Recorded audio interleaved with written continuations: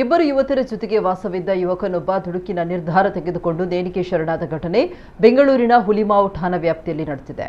Vishnu CP ಸಾವಿಗೆ ಶರಣಾದ ಯುವಕ ಈತ ಸೂರ್ಯಕುಮಾರಿ ಹಾಗೂ ಜ್ಯೋತಿ ಎಂಬ ಇಬ್ಬರು ಯುವತರ ಜೊತೆ ವಾಸವಿದ್ದ.